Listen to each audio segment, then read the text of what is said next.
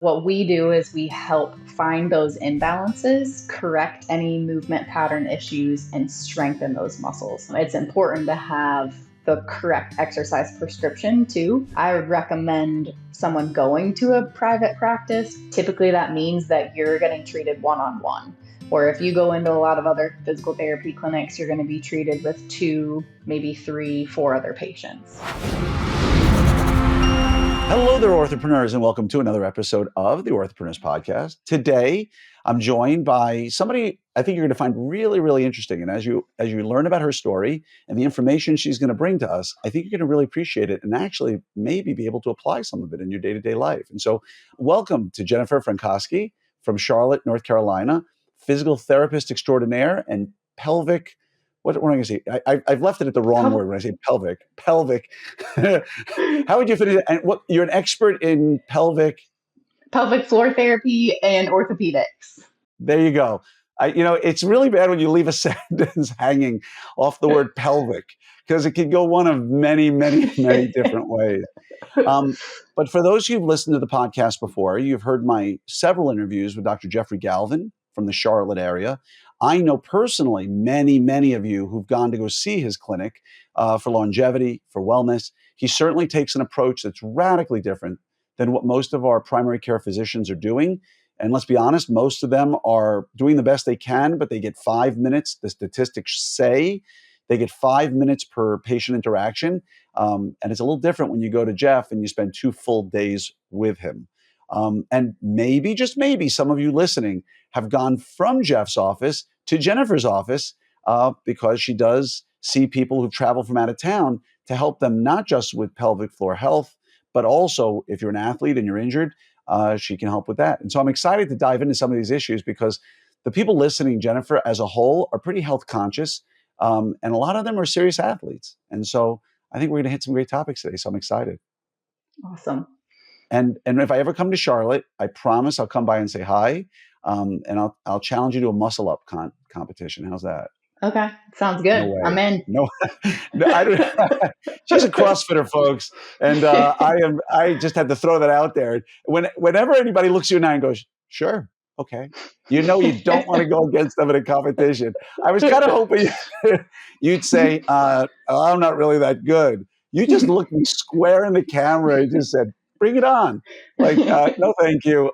And I'm not a CrossFitter, so you would whoop me bad. So let's start first with your personal history. A short, little quick, how did you end up where you are today, if you don't mind? I was a track athlete in high school, broke my leg hurdling, and went to physical therapy after I broke my leg.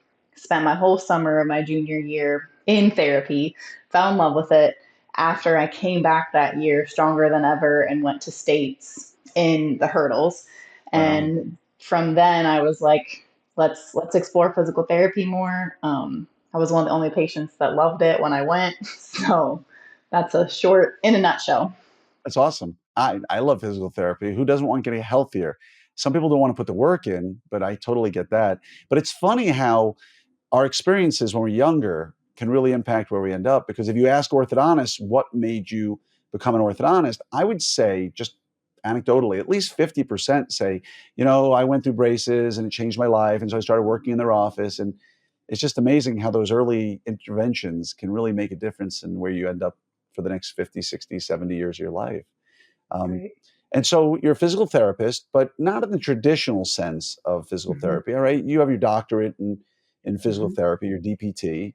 But you're not the kind of person, I suspect, where if I just say, hey, I'm not really an athlete. I'm 75 years old. I've got some osteoarthritis in my right knee. That's not your day-to-day. You'll probably help that person, but that's not what your bread and butter is, right? Correct. Describe to everybody here, what is, 80% of your patient population typically? That is the typical athletic, or I guess you don't have to think you're athletic. Some people don't think they're athletes and they are, but the person that does CrossFit, the person that does weightlifting. I actually have a bunch of jiu-jitsu guys right now. Square me in the eye when she says, I'll tell you what, if you built your practice above a CrossFit and a jiu-jitsu studio, you don't need any more than that because those two folks are always hurting and they won't stop. Right, right. With jujitsu, CrossFit, runners, burn boot camp, some people that are training for Spartans. But it's really, I'd say 80 to 90% of our population is that type of individual. So you're used to seeing really active Mhm. folks. I suspect, like the cross, population that we see, there's probably a fair number of people in that group who are not taking care of themselves the way they should and are doing things that maybe are above their fitness level. I'm talking musculoskeletally, Mhm. not aerobically. And I'm willing to bet there's a fair number of people who are taking great care of themselves, but are just pushing pretty hard or end up with a weird accident or something happens. Um, what are, since we're here already and we're talking about it, and we don't have the opportunity to have someone with your credentials on the show every day, what are some commonalities, that you typically see from people who are coming into you? Or let me rephrase it. What are some of the best ways to prevent the preventable stuff you see on a day-to-day basis? So number one is sleep. I would have to say it's sleep. There's so many people sleep deprived that think they're getting enough sleep and they're not. I would also say, like, somehow limiting stress. So, whether they are doing some type of meditation, prayer, all those things, there's all this research on that and how that affects our inflammation in our body. So, I'd say sleep, lowering stress, and then other supplements, we briefly talked about earlier. Um, like turmeric, fish oil, krill oil. Those Good are old some other. krill. Who doesn't like some krill? Yeah. By the way, when she said earlier, before we got on the recording, we were talking just I want everybody to know that whenever I meet somebody who I'm not very familiar with, I tell them that this conversation we're having for you guys is just like she and I sitting at a Starbucks with a cup of coffee, getting to know each other, and you guys get to listen in on this. And so we had a little conversation beforehand, and I'm a huge fan. Every morning I start my day with a glass of freshly brewed Okinawan, like some 400 million-year-old tree in Okinawa, like they the way they market it. But I started with a little bit of turmeric, like a 16 ounces of turmeric with piperine, which is the uh, pepper extract, which I believe activates the turmeric a whole lot better, right? Yeah. And by the way, I promised Jennifer that I would tell all of you what we're talking about today is not medical advice. I want to be crystal clear about that. Jennifer is a physical therapist. I am an orthodontist. We are not going to tell anybody here what you should and shouldn't be doing. This is a conversation between two friends chatting about supplements, chatting about life, chatting about fitness, and nothing we say here should be misconstrued as being diagnostic for you or recommendations for you specifically. As she would always tell you, go see your physician if you have any questions and check in with them. But whenever I ask her a question, do you recommend this? Do you recommend that? The question is being posed to her personally. In your life, how do you feel about? So whenever I ask a question, think that that's what I'm asking her. In your life, how do you feel about preventing some of these accidents? How do you feel about these supplements? How do you feel about these exercises? So that gets her off the hook. Is that good, Jennifer? That's great. Cool. So you talked about sleep being one of the major preventable ways of avoiding these sorts. Do we understand the relationship? Like, do we really understand the micro relationship between sleep and injury? Do we know what happens to the body when you don't have enough sleep and why it leads to bigger injuries? Yeah, I don't know the actual micro level. I just know there's some statistics that, like, if you get less than 8 hours of sleep, I believe it is, your injury rate increases 1.2 times. So Wow. that's a great, piece of advice for someone to think about when they're not getting enough sleep. Yeah, that's great advice. We hear it from everybody. And I'm kind of torn when it comes to sleep because, I wear my whoop. I got it on before Jeff did, just for the record. Um, But I wear it every night. I've had it probably 2 straight years. I don't think I've ever missed a night with it. I track my sleep very carefully. I track my HRV very carefully. I check, my heart rate variability. I check everything really carefully. Mhm. But I'm the guy who gets 5.5 to 6 hours of sleep and wakes up without an alarm. I don't I mean, I'd say 90% of the time I wake up, I set it for 4:30 in the morning. I go to bed Mhm. at 10 o'clock at night. I'll usually wake up around 4:05, 4:15, 4:18. My alarm rarely goes off while I'm still sleeping, and I get my green circle completed with my sleep, and so I'm Yeah. one of those weird ones where I don't, I've been told 8 hours of Me. sleep a night, but if I get 8 hours of sleep, you need to take me to the hospital because something's really, like every now and then I'll get 8 hours of sleep, and it's symptomatic that I'm getting sick. You're sick. Something's Yeah. wrong with my body, and so I'm just telling everybody out there, you're going to hear me talk about 5.5, 6 hours, 6 hours, and maybe I do need 8 hours, and my body just isn't getting it. But do you have people who just don't need 8 hours of sleep, and they seem to function fine, and they're not tired, and they're performing well? Yeah, absolutely. I do. Yeah, anytime I tell people, like, I'll post my numbers, and people are like, you need 8 hours. I'm like, I don't know how to get 8 hours. I go to bed at a Hmm. reasonable time. I wake up without an alarm, and so maybe it's working for me, or maybe not. I don't know. Yeah. So you said stress, right? Hmm. Meditation is a huge one. Do you do any meditation yourself? Yeah, I do. I actually just started working on trying to do, I was reading another research article on getting five, even just 5 to 10 minutes a day, and the benefit of that with our brain and Alzheimer's prevention, and anxiety and depression being lowered just from literally 5 to 10 minutes a day. So I think that is encouraging for people that feel like they're pressed for time or it's hard to sit still for that amount of time. Yeah. Y- Speaking of one of them, right here. I mean, I have to be honest. I do 10 minutes a day of breath work. It is arguably the hardest 10 minutes of my day. It's hard Hmm. because you're Yeah. forced to sit still, close your eyes, and Hmm. look inward, not outward. Hmm. Hmm. What do you do, if you don't mind my asking? How does it manifest in you? Because there's so people who don't do it don't realize. They think you sit and just breathe in and breathe out. And that's one way to do it. But there's Right. box breathing, there's a whole variety of ways to meditate or breath work, and there's no one that's right for anybody. But I'm Hmm. curious to know what you do. So I do two different things. The newest thing I've been trying in the mornings is I'll do like quiet time. So I'll read. Often I'll read like a devotional, just something calming. Reading's really helpful for that. And then I do breath work too.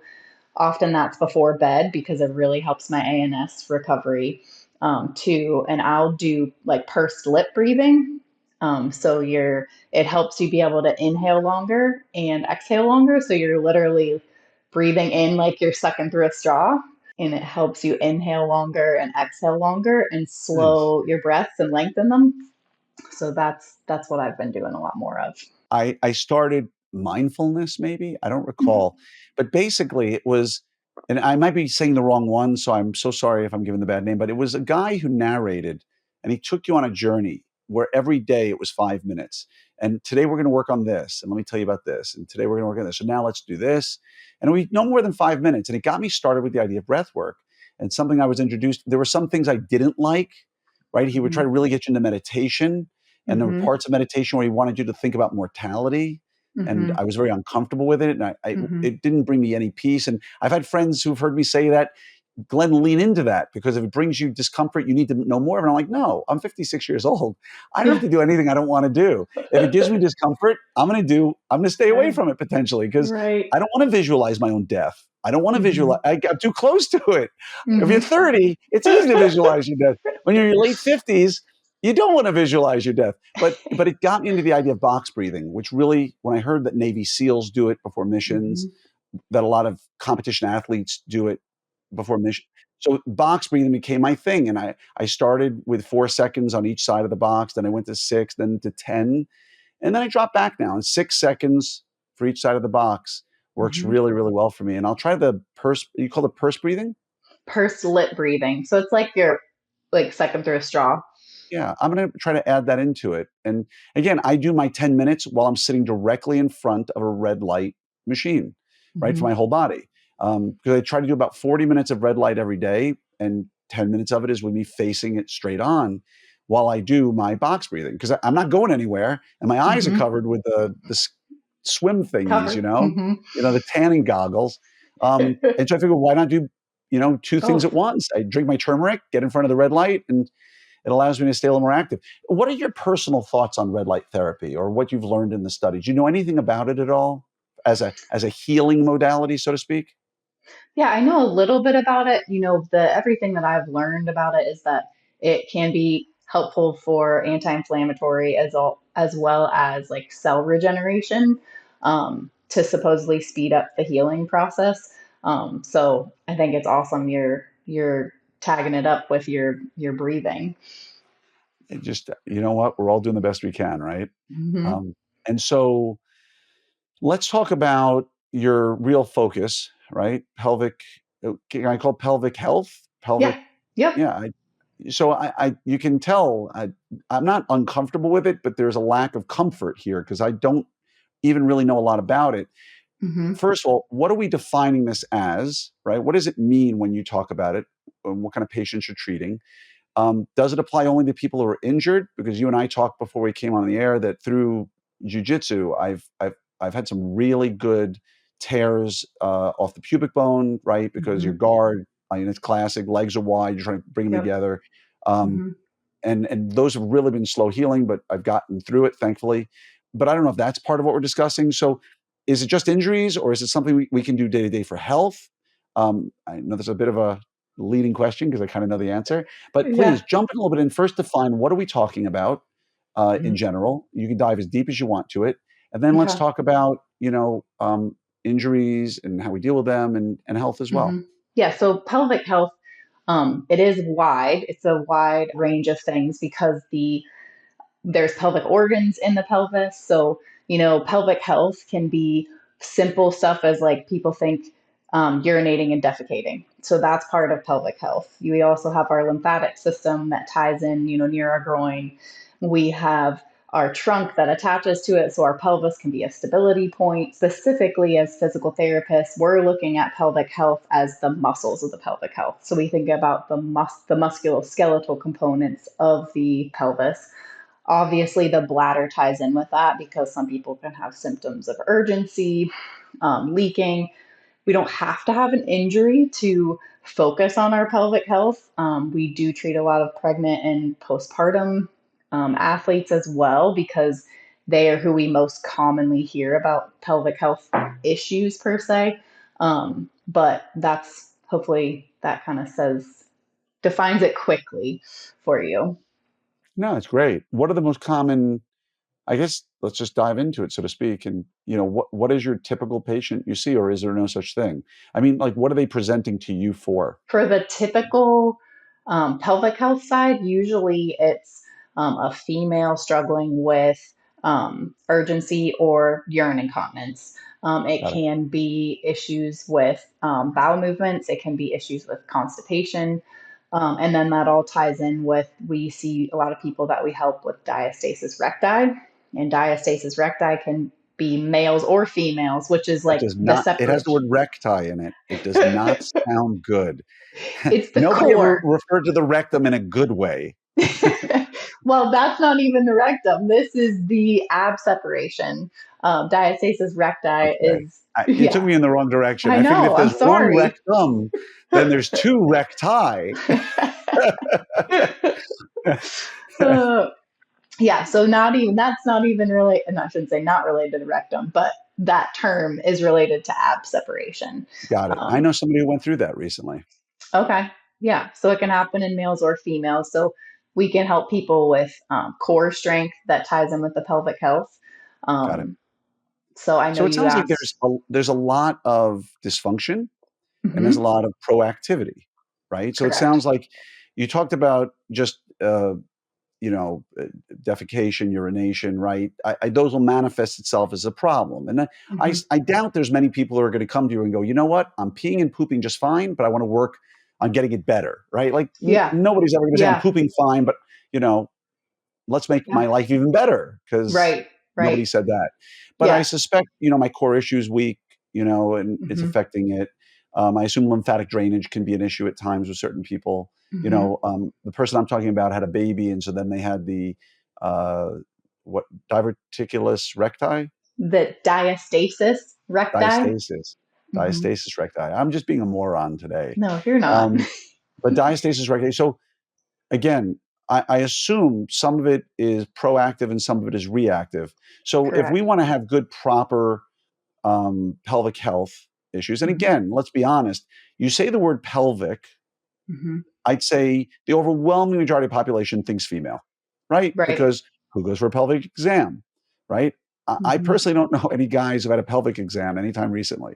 Hmm. So you hear the word pelvic, you think about women, but Hmm. this sounds like it's pretty important for men as well. Hmm. If I have no problems, knock on wood, that would bring me into your office, what are some things I should be doing on a regular basis to maintain my health? And I've seen this device for sale on all my social media that keeps, it's like a hook. Have Yeah. you know what I'm referring to? I don't know You're if I'm supposed to put thinking it about right it. underneath where your sort of inguinal crease is and lean on it because it's supposed to be really Hmm. good for the muscles around the pelvic girdle. I have no Yeah. idea if I'm describing this poorly, but I would love to get some ideas from you. How do we maintain health moving forward so that as we get older, the problems you did describe don't necessarily creep into our lives? Yeah. And I, I So I suspect women who are having kids, if you do this before you have children, it probably is going to help you a lot with your recovery as well. Yeah, so a lot of people automatically think like, okay, there's pelvic health issues. Um, just do Kegels, for even Right. males and females. Can you just contract your pelvic floor? So that is one tiny piece of it. Do you have the coordination to contract and relax there? Everyone overall, it actually ties back to breathing. So deep breathing is actually huge to help with our pelvic health because we can contract and relax. It really helps us relax our pelvic floor when we do true deep breathing. So that's one way. Okay. Another way that overall we can help our pelvic floor is think about all the muscles that attach there. So it helps support us if we do have a strong core and we do have strong hips. So I often am working with glute strength with people too with pelvic floor issues. Okay. So I've heard of lower cross syndrome. Are we referring to something like that? So you can get there's a lower cross syndrome and upper cross syndrome. You're looking at different fascial alignments and how one side can be shortened, one side can be lengthened. You can get Right. a little bit of that, but I wouldn't say it's all directly related to that, if that makes Well, you sense. mentioned glutes, and I always know that Mhm. lower cross syndrome. And for those out there, do you mind taking just literally 20 seconds and explaining what lower cross syndrome is to everybody? So with lower cross syndrome, we will end up with shortening. So shortening of one side of muscle groups, and we will get lengthening of another side. When one side is short, those muscles are often weak. If one side is over lengthened, and this is for a long period of time, then those get weak. So we literally have weak muscles that can also be tight. So we're trying to combat the weakness of both and elongate the muscles to correct that.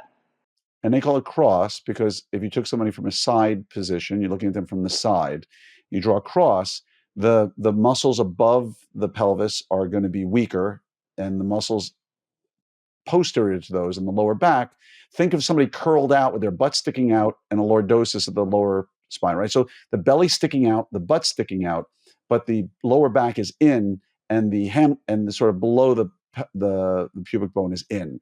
So it's like a cross, right?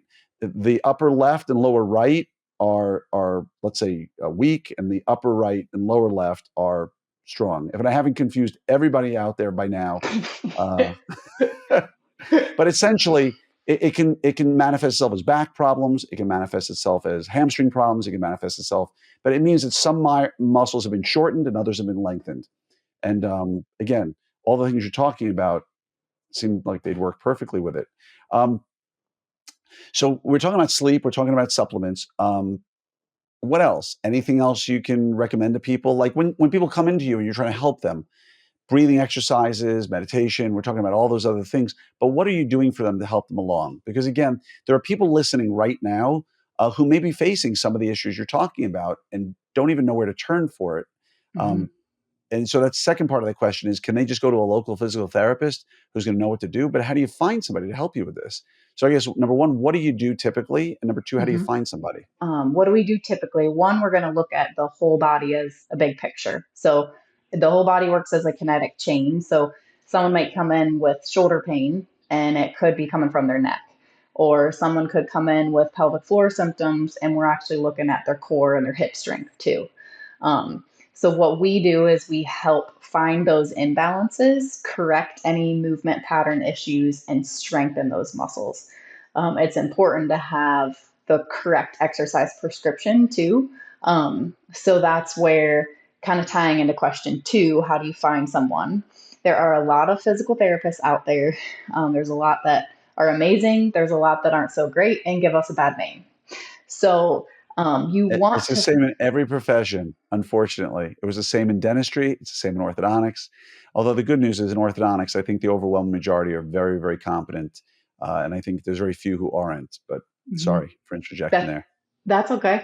I obviously am a little bit biased because I have my own cash-based practice, but I would recommend someone going to a private practice if they do find a cash-based practice. Typically, that means that you're getting treated one-on-one. Or if you go into a lot of other physical therapy clinics, you're going to be treated with two, maybe three, four other patients. Been there. Yeah. It's funny. I went to a physical therapist a while back for just a tennis elbow sort of thing. And she would give me exercises while she worked with 3 or 4 other people, and it was covered by Hmm. my insurance. And it Hmm. healed, and it was great, and I did a lot of work at home, and she was very good. Then when I had the tear down in the hamstring area and the pubic bone, my doctor sent me to somebody different, and she was a Hmm. cash-based practice, and I was the only person in the whole place for an hour and a half. And Hmm. it's a very, it's a lot of pressure Yeah. there. You better perform because you're going to get Right. your living daylights beat out of you. Because instead of you going over to the corner and doing your exercises by yourself, where you can cheat a little bit, that Smelling your cheeks. there ain't no messing around. You are breaking a sweat big time. And Yep. so it's amazing how little muscle groups can make you sweat so much. Hmm. Um, and so, yeah, last question I'm going to ask you is if someone wants to reach out to you, pick your brain or come to visit you in Charlotte or maybe help with the referral or whatever it might be, how do they Hmm. get a hold of you? So there's a couple ways depending on the type of way people like to reach out. Um, I have social media accounts. I also have an email address. So social media, I'm on Instagram. My business is on Instagram. So I'm physio.rx on Instagram personally, and then Physio.rx on Instagram. Okay. correct. And then we are Be the Change Physiotherapy as well as physio.rx on Instagram. Be the Change Physiotherapy. That's the practice. And Correct. Physio.rx is you personally. Correct. Yep. Right on. And if is there any other way they can reach you outside of social media? I also have an email address, which is dr.jennifer Dr. at, Jennifer. yep, at bethechangephysiotherapy.com. And Be then the Change Physiotherapy.com. I just want to make sure people hear it. That's why. And then we also have a phone number people are more than welcome to reach out to as well because some people prefer texting, and that's 980-221-9687. Yeah, I want to say thank you to you from the bottom of my heart for being here today. Um, again, there's not a lot to talk about when it comes to pelvic floor exercises, but you're good friends with Dr. Galvin. You see a lot of his patients. I Mm-hmm. think for anybody out there who may have had kids, who's an athlete, who's facing any sort of issues related to movement and what have you, a lot of it's going to start in the dead center of your body, which Mm-hmm. is the pelvic girdle. And personally, like I said, I've been injured down there with muscle pulls, muscle tears, and rehabbing it is not quick and it's not easy. And it's always nice to have somebody who's an expert guiding you along with that. And so remember, Mm-hmm. folks, good sleep, good breathing, good supplements. If you're not getting all three of those, and reduce your stress. If you're not doing, Absolutely. if one of those four is not you, fix it. If three of those four are not you, maybe you want to examine your lifestyle a little bit because it's Mm-hmm. possible that maybe you're headed down the wrong path. And again, thank you, Jennifer. And if anybody wants Thank to reach you. out to her, please reach out to her. And I'm always available. If you want to reach out to me, I'm always happy to talk to you about anything. And thanks again. Just wishing you a wonderful day. And thanks for your time. Thank you so much for having me.